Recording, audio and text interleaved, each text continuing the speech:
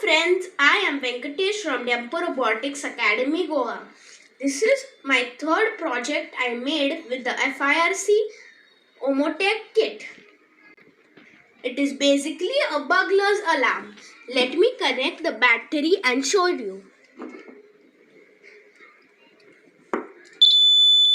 So I connected the battery and this alarm is ringing. So this is how you make this project. These terminals go over here. The negative ones goes in front of the black wire, while the positive one goes in front of the red wire. So the burglar's alarm is attached. Now let us attach the battery.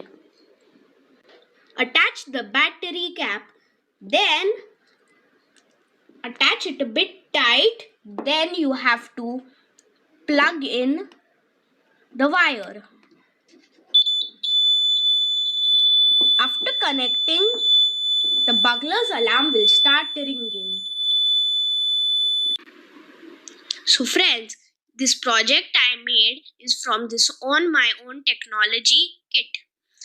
If you want to buy this kit, the details are given in the description.